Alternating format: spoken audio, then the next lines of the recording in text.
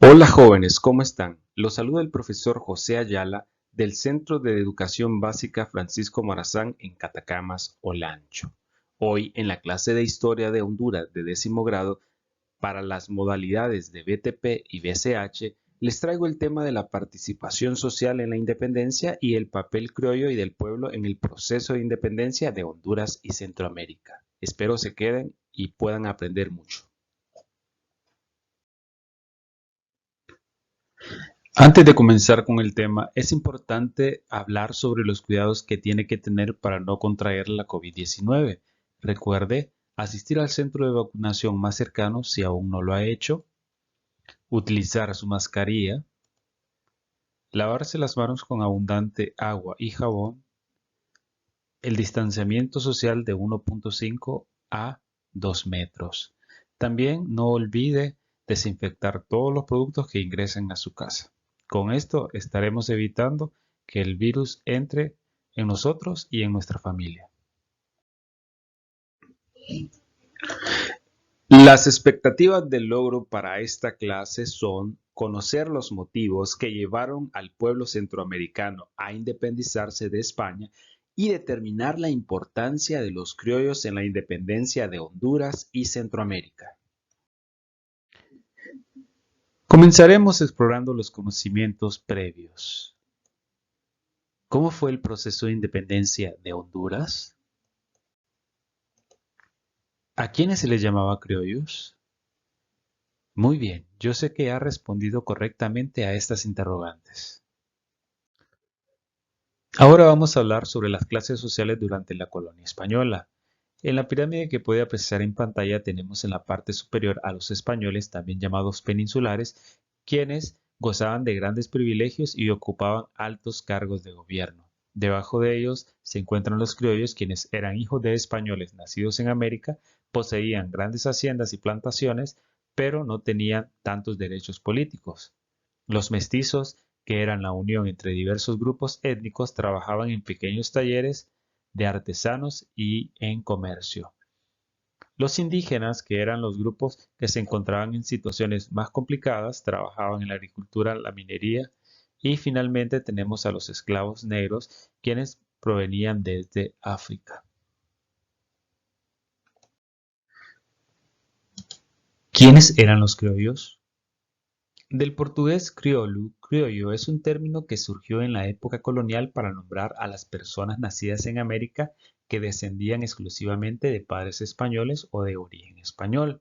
Entre las principales características de los criollos podemos mencionar que junto con los peninsulares componían la élite de la sociedad colonial. Recordemos que peninsular también se le conoce como español. Tenían poder económico y consideración social, aunque no tanto como los peninsulares. Parte de la propiedad agraria y del comercio local estaba bajo su control. Se desempeñaban también como abogados, escribanos, médicos y sacerdotes. Impulsaron los procesos de independencia de las colonias y tenían el deseo de defender los intereses de los territorios americanos frente a las ambiciones de las metrópolis europeas. No podemos hablar de la importancia que tuvieron los criollos en las independencias de América Latina sin antes hablar de las reformas borbónicas. Las reformas borbónicas en la Nueva España fueron una serie de cambios administrativos aplicados por los monarcas españoles de la Casa de Borbón a partir del siglo XVIII en el Virreinato de Nueva España. Estas reformas buscaban remodelar tanto la situación interna de la península como sus relaciones con las colonias. Las principales reformas borbónicas fueron la creación de nuevos virreinatos y capitanías generales, se estableció libertad de comercio y se desplazó a los criollos de los principales cargos. Esta última fue la que tuvo mayor relevancia porque fue la que desencadenó las primeras revueltas preindependentistas de América Latina. Ahora hablaremos sobre el descontento de los criollos, que fue fundamentalmente el desplazamiento de estos de los principales cargos públicos. Las decisiones por parte de la monarquía española que para entonces reinaba colocaban en desventaja los intereses de los criollos, por lo cual el descontento entre estos fue en progresivo ascenso, al punto de que los criollos, es decir, gran parte de la aristocracia, adquirieron un sentido de pertenencia local propio, mayor conciencia en lo que acontecía respecto a lo local y un deseo de autonomía cada vez mayor. Además, este grupo, a pesar de ser pudiente, no tenía los mismos privilegios y eran, de cierta forma, discriminados y excluidos. Importancia de los criollos en la independencia. Ellos impulsaron los procesos de independencia en la región y tenían el deseo de defender los intereses del territorio americano. Algunos de los criollos que se destacaron durante los procesos de independencia en Hispanoamérica habían estudiado en universidades europeas, las ideas de libertad, igualdad y fraternidad difundidas de la Revolución Francesa y una forma de gobierno parlamentaria. Estos criollos trajeron de Europa ideas de cambio que fueron los primeros ideales de las revoluciones independentistas. En algunas regiones, los criollos lograron el apoyo de los indígenas, mestizos y esclavos. Durante el proceso independentista, no todos los criollos fueron patriotas.